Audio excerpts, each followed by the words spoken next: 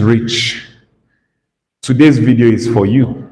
And if you know that you're going to be very rich later in future, and you want to maintain generational wealth, you want that money to not just be abundant in your lifetime, but to keep increasing lifetimes after you, from one generation to another, this video is for you.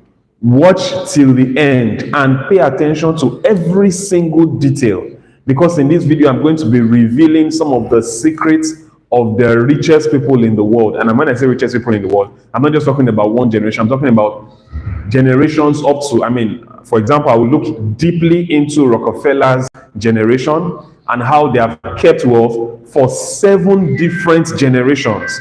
At a point, Vanderbilt was richer than Rockefeller. That's their family was richer than Rockefeller, but after one generation, all the money was gone.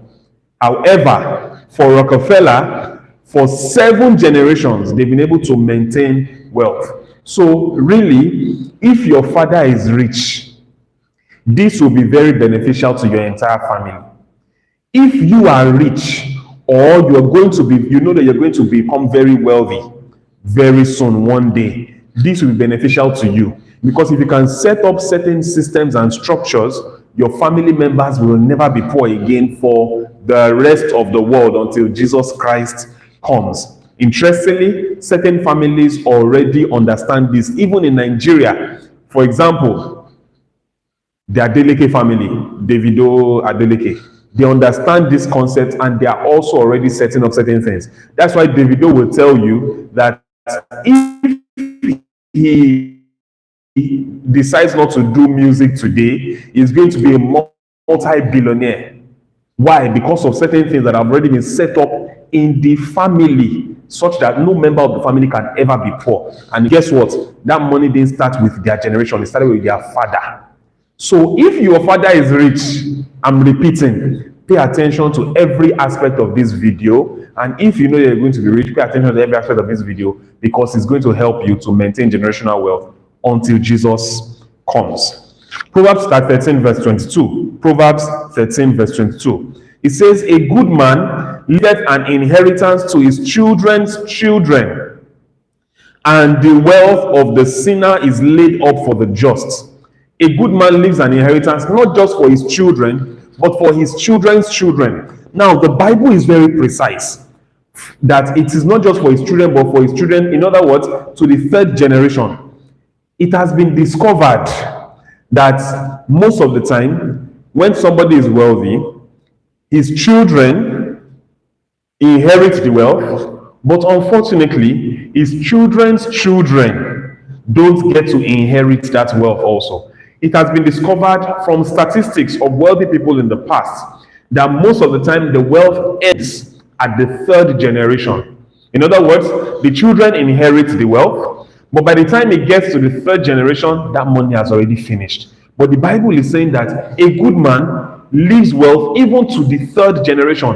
And what it is implying here also is that if you can maintain that wealth at the 3rd generation, then you have already set up a structure that will ensure that even generations after the 3rd remain wealthy. And I can give you examples upon examples. What happened to the MK Abiola wealth? MK Abiola was extremely wealthy. Then his children also very wealthy. Where are the grandchildren? So if you want your money to go from generation to generation, you should set up a structure that even your children's children get that money, and when they get that money, you are sure that it will go from generation to another generation and to another generation. So what are the things, what are the steps to take? What's the structure to take to ensure that you actually keep this wealth in your family from generation to generation? Many times, people think that in order for money to go from one generation to another generation, that what they need to do is to pass money down. But you see, that's absolutely wrong. Money by itself must not be passed down to your children.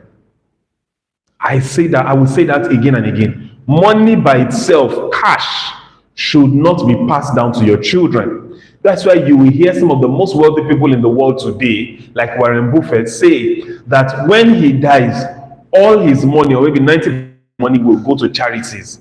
Now, does it mean he hates children? No. It's because he knows that for his children and children's children to become wealthy, it's not money that should be passed down to them.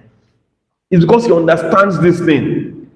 And so if you are there thinking that, oh, my father is going to pass down $50 million to me, or I'm going to pass down $100 million to my children, you have it all wrong.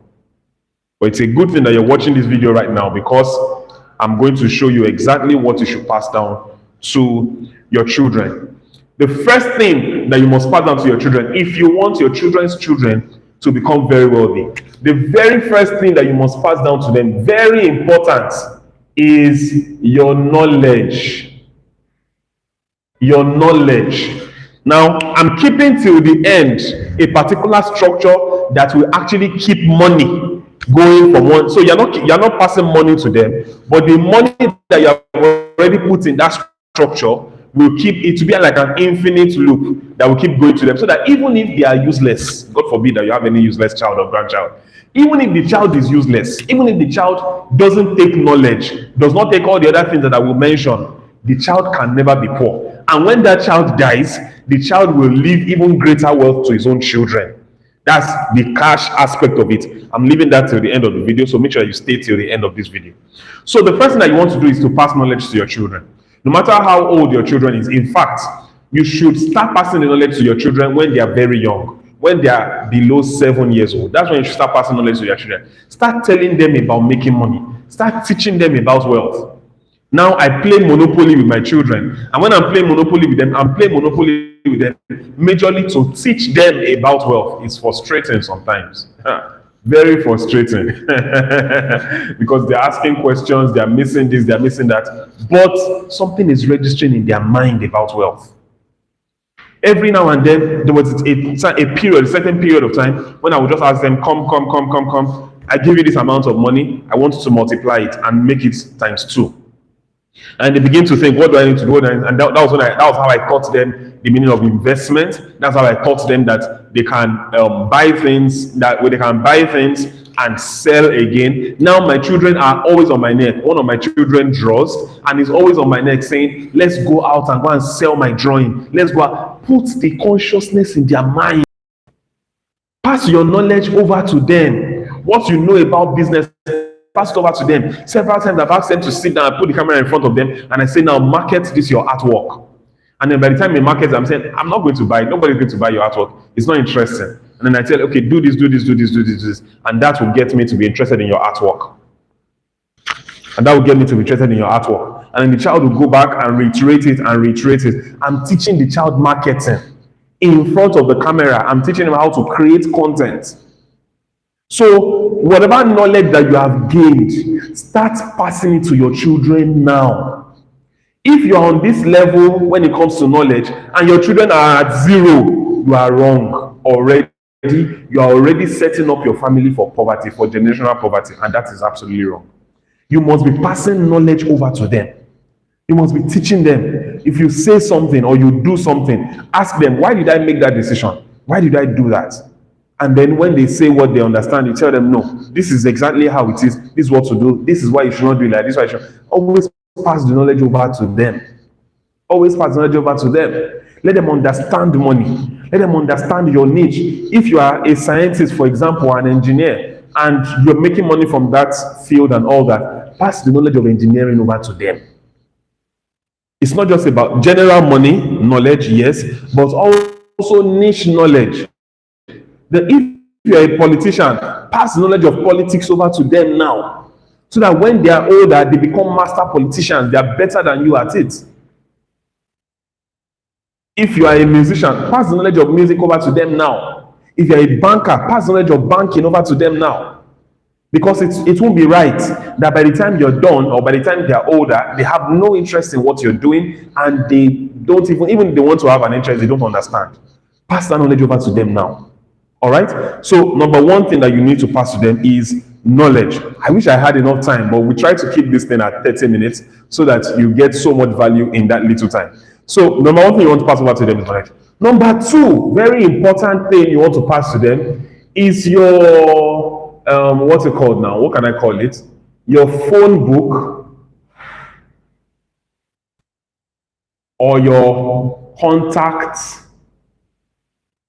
list. Hi. You see, even if you get every other thing I say today wrong and you get this right, your children will never be poor. At least your children. And if they also get it right with their children, they can never be poor. You see, because contacts equals contracts, like Grant Cardone says. The contacts that you have are really what will help you to become wealthy. Bill Gates, we say Bill Gates' father was a millionaire, he was very wealthy. But guess what? Bill Gates' father did not pass money down to him. What Bill Gates' father passed down was his contacts, because Bill Gates' father was a judge. He was a judge. And as a judge, by the time Bill Gates was around 16 years old, he used to follow his father for meetings and all that. And as a judge is very powerful. So this 16-year-old boy is following his father around for meetings. So whenever he needs a favor, he needs something, he needs loan, he needs whatever it is, his father has the contacts that can help him. So we're talking about Bill Gates became a billionaire when he was really young and all that stuff and everything. It was easier for him, not because his father had money to give him, but because his father was in a position of power and there were people who gave him favors in order for him to get there. Things become easier for your children when they can have access to the people that you have access to. When they have access to those people. So you must be able to pass down your contact list to your children. By the time your children are coming to 12, 13, 14 years old, always take them for meetings. Let them meet the big investors. Let them meet the big bank owners. Let them meet the big developers. Let them meet the people who control things. And as they meet with those people, and I can bet you that up till today, Bill Gates is still using the contact list that his father gave to him. Why? Because the person who is a bank owner today is training his child to become the next owner of that bank. Now, because Bill Gates met his father gave Bill Gates certain favors and was doing business with him, so is in the peer of his child, and so knows his child. When that child becomes the owner of the bank, he and Bill Gates will continue to do business. Give your children your contact list. There is nothing as powerful as that.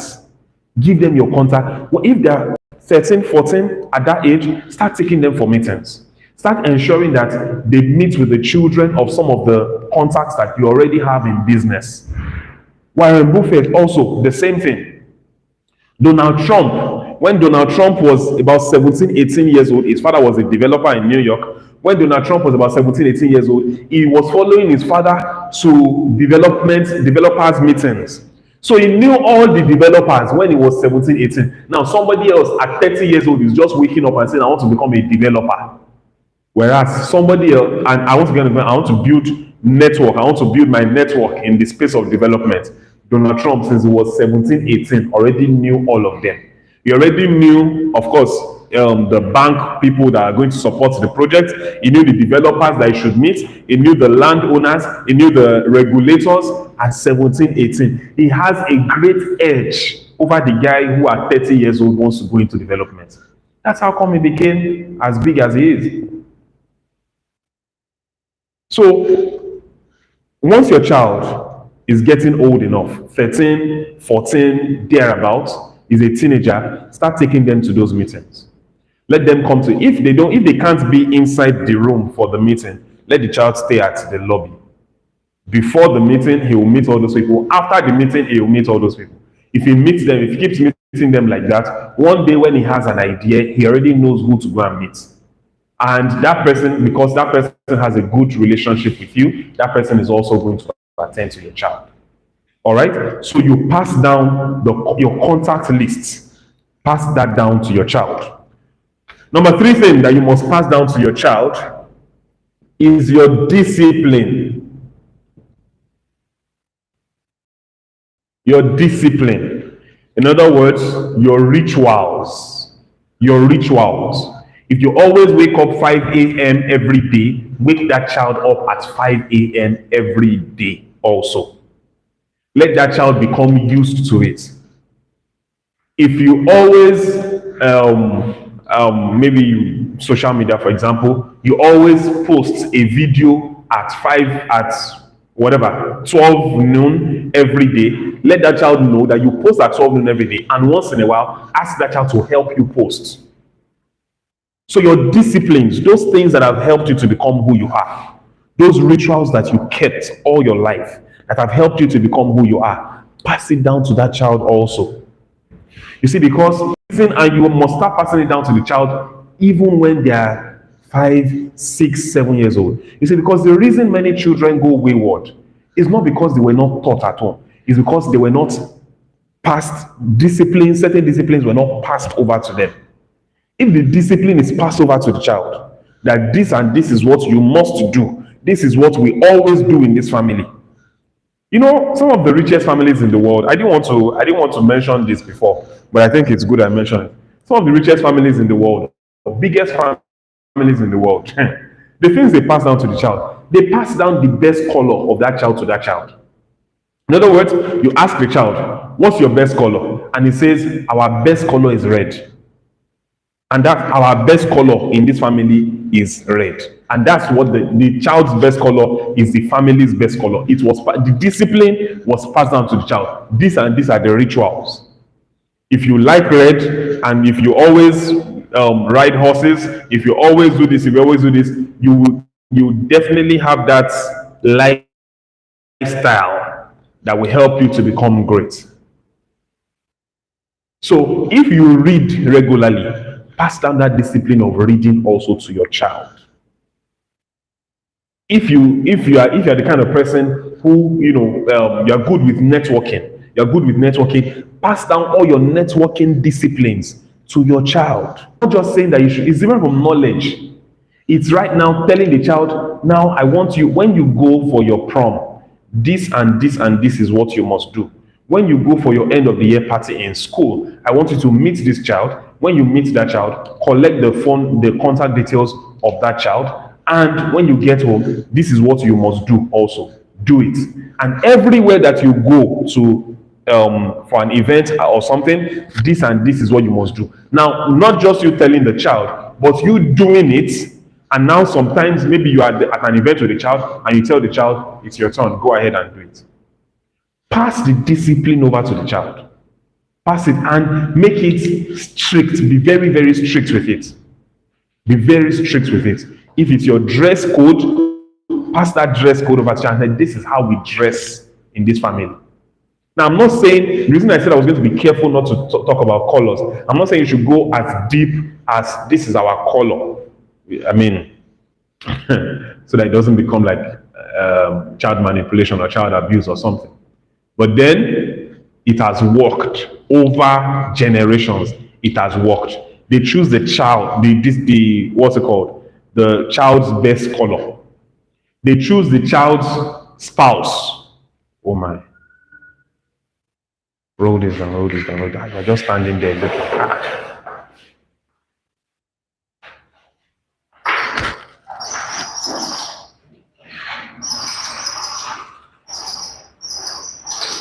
So they choose the child's best color. They choose the child's spouse. They choose the child's spouse for them. And they don't just choose the child's spouse when the child is old. They're already telling the children, these are the kind of people that you should not marry. Because that's how they maintain the wealth in the family. These are the kind of people that you should not marry. Only marry people like this. Only marry people like that. Only be interested in people like this, people like that. They even choose the child's what's it called now? Occupation. What the child is going to study in school. All those disciplines, pass them on to your child. Now, like I said, I didn't want to go so deep as to, the color and all those things. But if you want to, go ahead and do it. It is proven to have worked. You are going to study engineering. You are going to study law. You are going to study this. Now, by the time we now have an engineer in the family, we have a lawyer in the family, you are going to become a politician and all that. It helps to build the wealth because there's always a lawyer who is in that space, there's a politician who is in this space, it helps to build the wealth of the family. So you pass down your disciplines also to the child. Number 4, you pass down a business. Remember, you don't pass money down to a child. You don't pass money down to a child. You don't pass cash down to a child. But you can pass down a business. You have trained the child on how to run that business, and then you pass that business over to that child. You have trained the child, you have taught him how to run the business. Right from when the child is in secondary school, he already knows what's happening in the business, he already understands it. When he's in the university, he's already heading a department in your company. And then by the time he's out, he comes to work in that company. And so by the time you are retiring, the child is already at management level and can take over the business. You can pass down your business also to your child. In fact, you must. A good man, when you pass down your business to your child, and that child passes down the business to his own child, and that child passes down the business to his own child, then you can really build generational wealth. You can really build generational wealth. You see certain companies that have been existing since 1900. Why? Because it's been passed down from one child to another child. The major secret of the Chinese is that they don't build businesses for themselves. They build businesses for their great-grandchildren. So a Chinese man, Indians too, Chinese, it can start a business today, but as he starts the business, he's training his child to take over from him. And then when that child takes over from him, that child is teaching his child to take over from him. Now what will happen? For example, Samsung, you wouldn't believe it, but Samsung started out as a toilet paper company, tissue paper. That's how they started out. But how did they grow to become an electronic giant today? Because one father passed it on to his child, and that one passed it on to his child, and each child will bring their own new ideas and the new trends into the business, and then the business begins to grow. And that's why you see that the average Indian is wealthy, extremely wealthy. The average Indian, the average Chinese man is very wealthy. The average Jew, Israeli, is very wealthy. Why? Because they pass down the businesses from father to son. Enough of all these things of, I don't want to do my father's business. No. See, the reason a child does not want to do his father's business is because the father did not indoctrinate the child from when the child was small. You can make sure that the child does your business if right from when the child was small, you have aroused the child's interest in that business. When the child grows up, the child will be doing that business. He'll be doing the business. We're looking at some people like maybe Davido, he likes music and all. So are you aware that Davido is still involved in his father's business? He may not be full-time there, but he's still involved. Why? Because his father has built such a beautiful structure for the family. Not just for the nuclear family, there is no Adeleke that can ever be poor. With the structure, he has built a structure based on this business. He is into passing businesses down to children. That's what he has built for them. So businesses are being passed down. And because of that, there's no Adeleke that can ever be poor. So indoctrinate your child from when the child is small. Let the child be interested in that business. So that when the child grows, now the business has to be good though. It should not be a business that is not, even you can't eat from the business and you are training a child to come and inherit poverty. It's not like that. The business is good, you are making money from the business, and the business has prospects to grow. Train that child in that business. As the child grows older and takes over that business, the child will move the business to a whole new level. Please talk to them to put on the generator. The child will move the business to a whole new level. And then the child's child will move the business to a whole new level. And then that will move the business to a whole new level. Pass down businesses to your children. Now, lastly, this is the Rockefeller model. Okay, no, before I come to the Rockefeller model, the last thing, which is very important also, that you must pass down to your child, is your faith. Your faith. God is the God of Abraham, of Isaac, and of Jacob. And look at each of them's lives. Abraham majorly passed down blessings to Isaac. Isaac passed down blessings to Jacob. Of course, Jacob stole it from Esau. Passed down blessings to Jacob. And when you check their lives, Abraham was very wealthy. Isaac was even more wealthy, so wealthy that an entire nation was envying him. Jacob was even more wealthy than Isaac, such that Jacob became a nation. Pass down your faith, because the same God that helped you wants to help your children. One thing I love about my mentor, Dr. Cosmas Maduka, his children said, or his first son said, we knew we were Christians before we knew we were wealthy. That's powerful. We knew we were Christians before we knew we were wealthy. Pass down your faith. Because when you pass down your faith, what you're actually passing down to them is not just things that will help them to be rich, but things that will protect that wealth also. Now, let's come to the Rockefeller model. What Rockefeller did, he created a loop of wealth, a loop. So what Rockefeller did, and the reason 7 generations after him, they are still very wealthy in the Rockefeller family, is this. He established a trust. And after establishing that trust, he put up a life insurance scheme for himself. Now, he paid premium into that trust. When he died, the benefits of the life insurance went to the trust. Now, imagine how much life insurance for Rockefeller was. The benefits went to the trust. When all that money went to the trust, that money was not spent, was not given to any child. The trust now bought life insurance for every member of the family.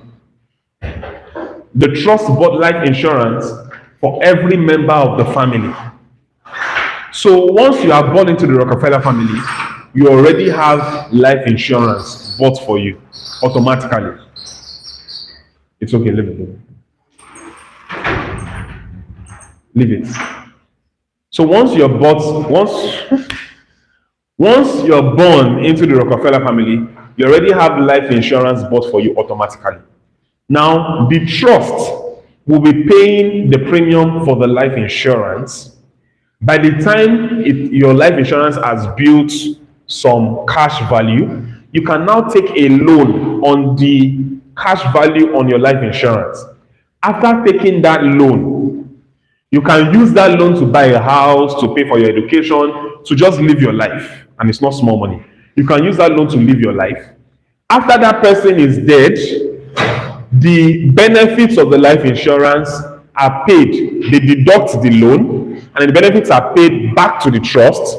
And then the trust buys life insurance for that person's children when the person were born, or for any other child that is born. And so that way, automatically, money keeps flowing in the family. And for 7 generations, even if a generation has crazy children that are indisciplined and all that, because they are not getting any cash, all that they are getting is, the best they can get is loan from the cash value on their life insurance policy, which will be deducted when the benefits come. So even if that happens, the next generation can still make money. Now, I don't know if what I just said is clear. Let me illustrate it. Okay? Can you see the board clearly? So this is you. This is you. Okay? You establish a trust. You establish a trust. If you don't know what the trust is, Google it. You establish a trust. You take out life insurance. You take out life insurance.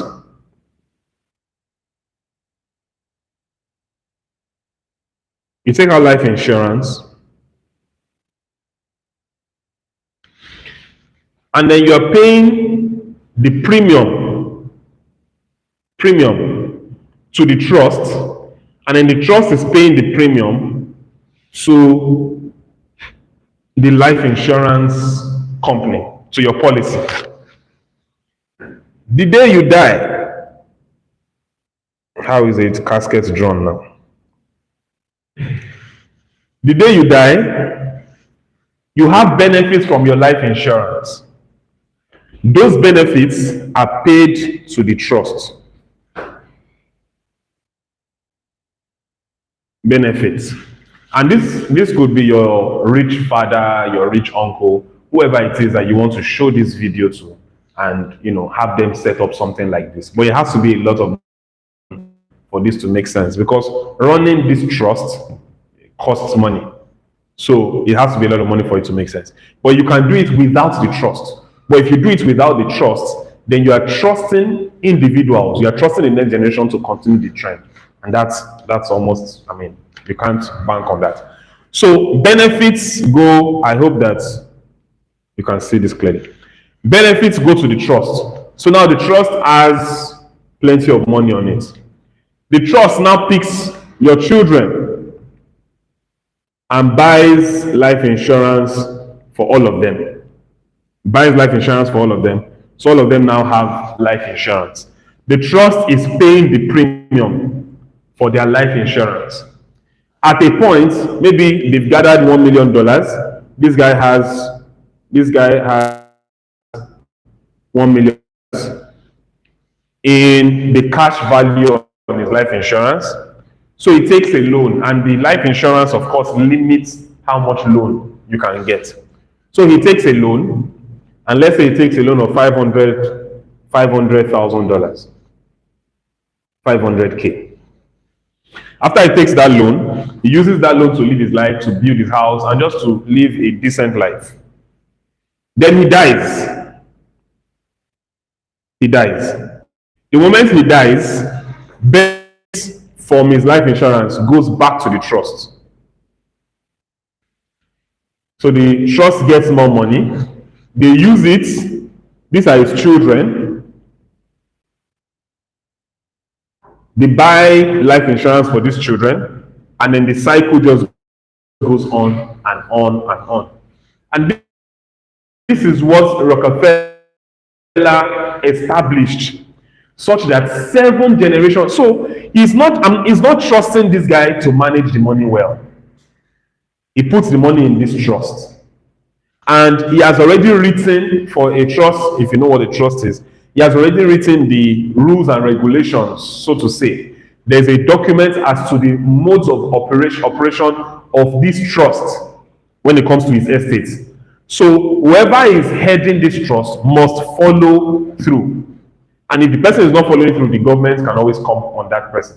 The person must follow through. So the trust is managing it, and then there's a loop, and then the money keeps going on and on and on.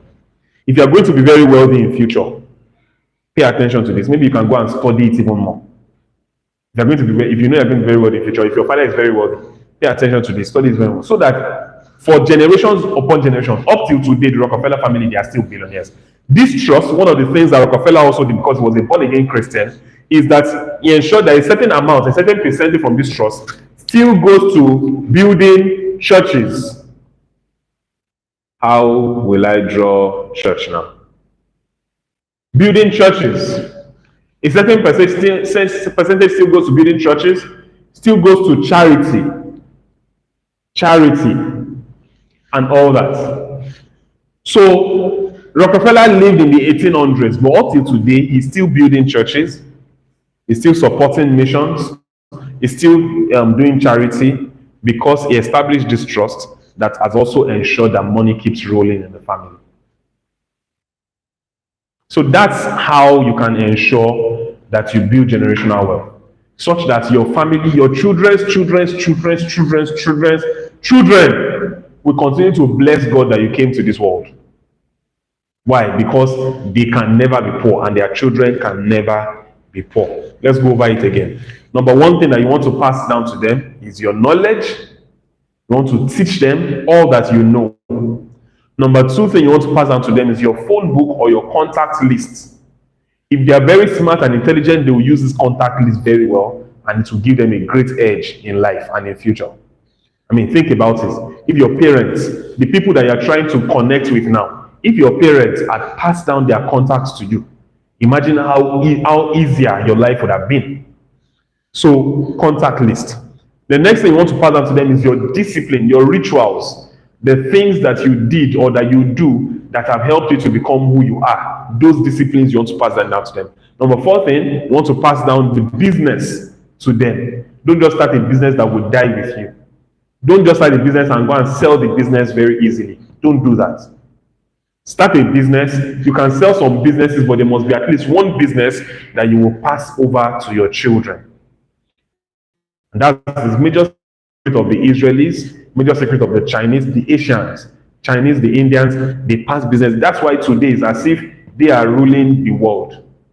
They usually have 100-year plans, 1,000-year plans. They are not doing it for one generation. The next generation also knows that I'm picking it up from my father in order to continue it and move it on to my child. So you pass businesses to your children. You pass your faith also to your child or to your children. Pass your God also to your children. Make sure that they serve the God that you serve. And then you can also establish this Rockefeller principle. It's one thing that many billionaires are doing today. That's why I told you at the beginning of this, that billionaires right now, you will hear them saying, I'm not going to give one kobo to my children. All the money is going to charity. You think they are very nice. You think they don't like their children. Or you think their children are hearing them say that, and those children have not gone with a knife and a gun and say, Father, now sign this document passing all your money to me. It's because the children know that it is not money that will pass to them. If you pass money over to your children, you want to destroy those children. Because a child that in his life has never seen $1 million, you now pass $1 billion to him. You are going to destroy that child. There's a particular family in Lagos. I'm not going to mention the name of the family. Each child, when the father died, each child, the one that got the lowest amount of money, got $3 million. And that money finished in 2 years. The one that got the least got $3 million. And that money finished in 2 years. You don't pass money over to your children. You don't. It's a big mistake to pass money down to your children, because your children have never handled the kind of money that you are handling. So if you now pass that money over to them, it will destroy them rather than help them. What you should pass over to them is things like business. And when it comes to cash, you do this. They have a life insurance policy. And then as they grow up, they can take a loan against it. Even if they squander that loan, doesn't matter. One day they will die. And when they die, the benefits will go back to the trust, and then that money can keep rolling in the family. Thank you very much. I'll see you next week, Tuesday. I hope that you really were blessed, learned something good. And I believe that generations from now, people will say thank you to Femi Adisa for doing this video and showing it to you so that you could establish the generational wealth for your family. God bless you.